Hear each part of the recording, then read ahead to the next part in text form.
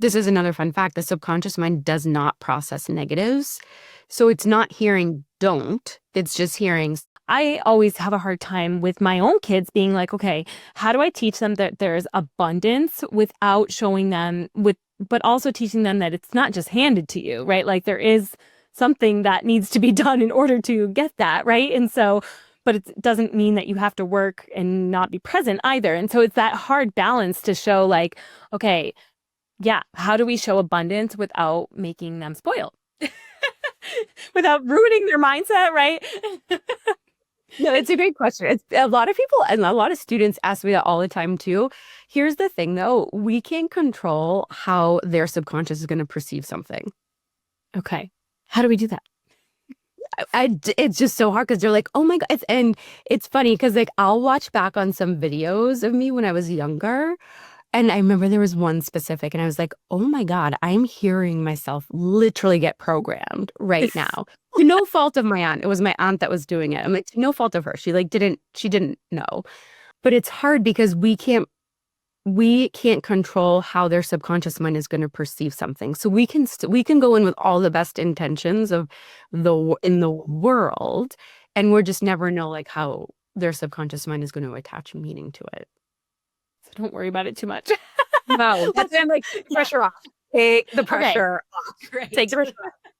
Because there's no way that like we can't like program our children or program like those closest to us, especially in like those early ages. We just do the best we can, but like take the pressure off. I do feel like we are in that day and age of like, everybody's like, oh, well, we are the way we are because of the way our parents, whatever. And there's a lot of like blame that goes on for like different parenting strategies. And I'm like, oh my God, what am I doing to my kids? Right. You can take the pressure off. You're doing the best that you can. The one piece of advice I will share though is, the words that we use can be important. So like think of like a young kid and a parent might be like, don't spill the milk. Well, and this is another fun fact, the subconscious mind does not process negatives. So it's not hearing don't, it's just hearing spill the milk. So if we can start to think of, okay, if I don't want my kid to spill the milk, well, what could I say that's actually more positive and reinforcing? Hold the bottle upright. Or hold the cup upright instead. So it's just trying to think of small language tweaks can make a big difference. Okay, yeah, not talking in negatives. How do you feel about talking also in absolutes? Because I feel, I hear a lot of people say like, you never do it that way, or that type of stuff, and I'm just like, oh, ouch, like, yeah. What do you feel about that? I feel the same way as well too. Like definitely when it comes to like the negations.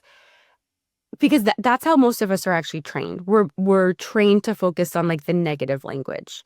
So the more you can switch it to the positive, because it's like, okay, I don't want him to, we'll just keep going with the spill the milk. I don't want to spill the milk. Great. What do you want him to do instead?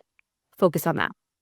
Okay. Right. So it's like thinking about that positive outcome. And then give me an example of an absolute. Oh gosh. Like, I don't know. It's like when my kids are fighting or something and someone says like, you guys always bicker about this, right? Like you always, right? Using those types of words or you always, never, like those types of words that are just so almost putting like a identity to it in a way, like that you're someone who always does this, and that I don't like that type of thing. I try to avoid it, but sometimes I catch myself doing it myself. Yeah, because we're programmed, right? Like it just comes unconsciously, like unconscious behavior to us. Again, it could be like small language tweaks, because if a child's young and they're hearing that, well, what could potentially happen is like they're hearing like you always bicker. So maybe then in every relationship growing up, they're always going to be bickering like with the person that they're in a relationship with. So it's just like, yeah, like small language tweaks instead. It's like, okay, like what do you want them focusing on instead? Yeah. Okay. So yeah, focusing on how to solve the problem that's at hand, right? Rather than just fighting about it. What are you trying to get from this situation? And can we focus on that? Yeah. Yeah. Just asking some questions, I think is really like what and how question. Hey, sorry to interrupt, but if you are a health or wellness professional and you haven't yet checked out The Wellness Vault, you're missing out. The Wellness Vault is a content hub for coaches who create their own plans and programs for their clients, run workshops, create digital guides, and so much more. You can now do all of this in a fraction of the time so you can focus on your clients and grow your business faster than ever with more you time. The link to The Wellness Vault is in the show notes, so go sign up for your free trial today. Thank you for watching this short clip. To watch or listen to this episode in its entirety, view the description below. See you next time.